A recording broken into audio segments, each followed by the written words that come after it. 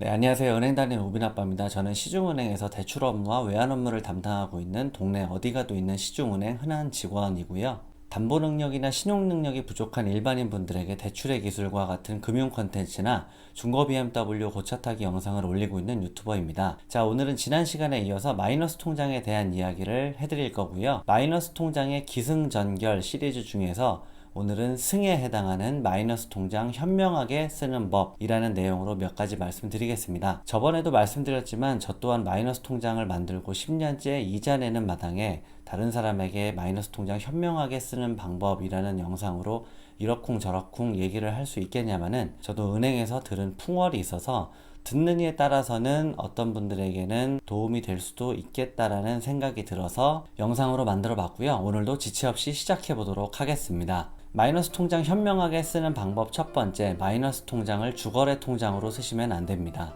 보통 주거래 통장이라고 하면 저처럼 월급 받는 분들은 월급이 입금되는 계좌를 얘기하고요. 사업하시는 분들은 매출대금 입금 계좌나 신용카드 단말기가 있으신 분들은 신용카드 매출대금이 입금되는 계좌를 말하는데요. 보통 수입과 지출이 이 계좌에서 주로 일어납니다. 일단 저 같은 경우도 월급이 들어오면 들어오자마자 그분이 오시죠. 자동이체 그분이 오셔서 대출이자라든지 공과금, 카드 대금, 보험료 이런 것들이 쫙 빠지거든요.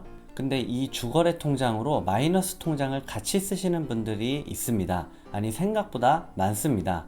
아무래도 돈이 빠질 때 잔액이 부족하면 빠질 게 못 빠지고 카드 대금 같은 거 나가야 되는데 못 빠지면 연체될 수 있기 때문에 이런 식으로 같이 쓰시는데, 이런 식으로 쓰시게 되면 문제가 뭐냐면 내 계좌에서 줄줄 새는 돈들을 파악하지를 못합니다. 심지어 들어오는 돈도 잘 파악을 못합니다. 주거래 통장과 마이너스 통장을 따로따로 쓰시는 분들과 마이너스 통장을 그냥 주거래 계좌로 쓰시는 분들을 상담을 해보면 본인 수입과 지출, 그러니까 자기 자금의 흐름을 정확하게 알고 계시는 분들은 주거래 계좌와 마이너스 통장을 따로따로 쓰시는 분들이 보통 정확하게 파악을 합니다. 이런 식으로 쓰시는 분들은 결국에는 마이너스 통장을 전액 상환하시는 경우가 많이 있고요. 반면에 마이너스 통장을 그냥 주거래 통장으로 짬뽕해서 쓰시는 분들은 주로 하는 말들이 뭐냐면 그거 그 통장에서 알아서 빠져나갈 거야. 그거 벌써 한도가 다 찼어? 이상하네? 뭐가 나갔지?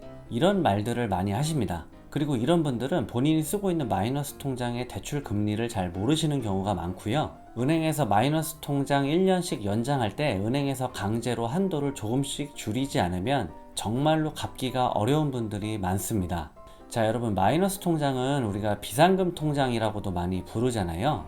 말 그대로 비상시에 쓰는 거지 평상시에 쓰면 안 됩니다. 마이너스 통장은 따로 두고 주거래 통장에서 수입과 지출을 관리하면서 생활을 하다가 이번 달에 유난히 나갈 게 많고 집안에 행사가 많고 아니면 사업하시는 분들은 결제할 게 많고 생각보다 수금이 잘 안 돼서 일시적으로 자금이 필요할 때 도저히 수입만으로 충당이 안 될 경우에는 비록 마이너스 통장도 내 이름으로 된, 내 명의로 된 통장이지만 이럴 때 긴급하게 은행에서 잠깐 빌려온다는 생각으로 마이너스를 일으켜서 쓰시는 것이 좋습니다. 이래야 빨리 갚을 수도 있고요. 불필요한 지출을 줄일 수도 있습니다.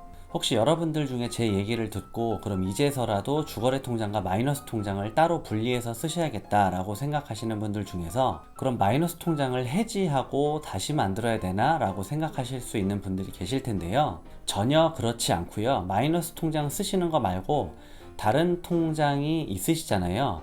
마이너스 계약 약정을 그 잘 안 쓰시는 통장으로 옮기시면 됩니다. 신분증 가지고 은행에 가시면 간단하게 다 해주고요. 애초에 통장이 그냥 마이너스 통장 하나밖에 없으신 분들은 그 은행에 가셔서 통장을 새로 만든 다음에 마이너스 약정을 새로 만든 통장에 옮겨달라고 얘기하시면 됩니다. 자, 마이너스 통장 현명하게 쓰는 방법 두 번째, 마이너스 통장 연장할 때 웬만하면 해당 지점에 가시는 걸 추천합니다. 보통 마이너스 통장은 계약을 1년마다 갱신을 하게 되는데요.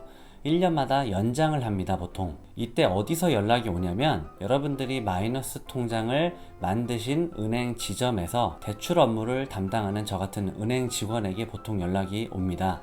물론 인터넷 은행에서 약정하시는 분들은 공인인증서 가지고 인터넷에서 연장을 하셔야 되니까 선택의 여지가 없고, 어떤 경우에는 은행 콜센터에서 전화 녹취로 대출 연장을 해주는 경우가 있습니다.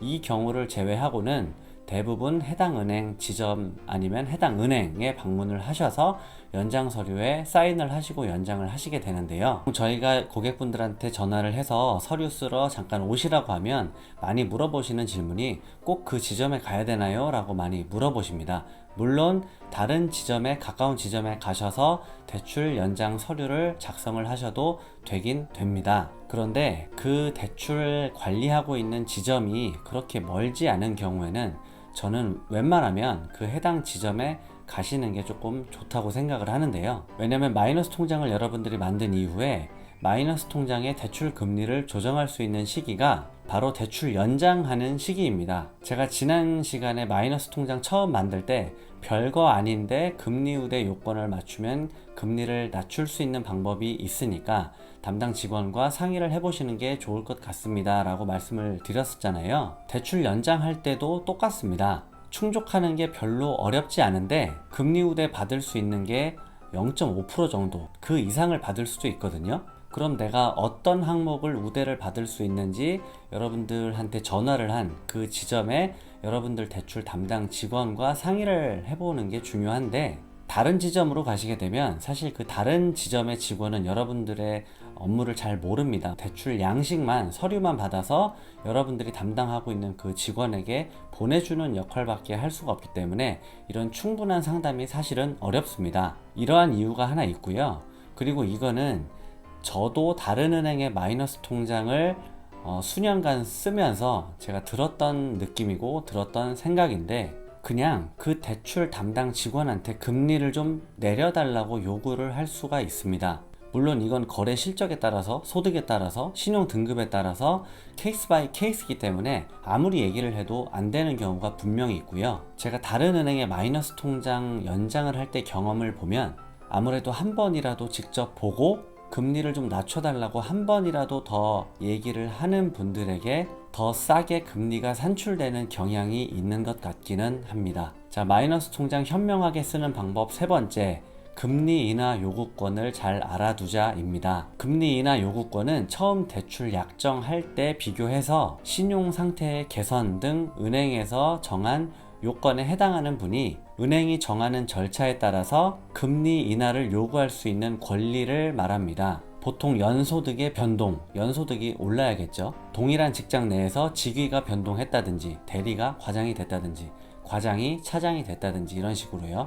그리고 자기의 재산이 현저히 증가했다든지, 부채가 현저히 감소했다든지, 아니면 신용등급이 상승했다든지, 어쨌든 여러분들이 생각하셨을 때 내가 예전보다 은행 너네가 봤을 때 나는 조금 우량채무자가 됐어 라고 판단할 수 있는 객관적인 요건이 발생했을 때 여러분들이 거래하시는 은행에다가 신청을 하면 심사를 통해서 금리를 낮출 수도 있습니다. 다만 조심할 게, 제가 방금 낮출 수도 있다고 말씀을 드렸잖아요. 신청을 했다고 해서 무조건 금리가 내려가는 개념은 아니고요. 해당 은행에서 심사를 했을 때 될 수도 있고 안 될 수도 있습니다. 대출을 연장할 때 금리 우대를 받는 것과는 달리 금리 인하 요구권은 대출 약정 기간 중간에 아무 때나 이런 사실들이 생겼을 때 여러분들이 신청하실 수 있으니까 해당 되시는 분들은 당장 내일이라도 거래하시는 은행에 신청하시기를 바랍니다. 자, 오늘은 마이너스 통장 현명하게 쓰는 방법에 대해서 말씀을 드렸습니다. 제가 볼 때는 마이너스 통장이든 다른 대출이든 자꾸 은행을 좀 두드려야 좋은 조건이 생길 것 같다는 생각이 듭니다. 소개팅 시장하고 약간 비슷하다는 생각이 드는데, 소개팅 경험이 전혀 없는 분이 처음 소개팅을 하고 와서 마음에 정말 속 드는 파트너를 만나기가 쉽지가 않잖아요. 은행도 은행마다 다르고 지점마다 다 다르다 보니 한 군데 상담받고 실망하시고 포기하기보다는 자꾸 만나보고 상담하고 하다 보면 소개팅 노하우 생기듯 여러분들의 금융 노하우가 생기지 않을까 생각이 듭니다. 오늘까지 3번 정도 마이너스 통장에 대한 이야기를 말씀드렸는데요. 내용이 도움이 되셨으면 좋아요를 많이 눌러주시면 다음 영상을 만들 때 힘을 내서 영상을 만들고요. 뭐 이런 쓸데없는 얘기를 3번씩이나 하고 앉았나 이런 생각이 드시면 싫어요를 많이 눌러주시면 제가 더 힘을 내서 알찬 영상을 만들어 보도록 하겠습니다. 자, 오늘도 시청해 주셔서 대단히 감사합니다.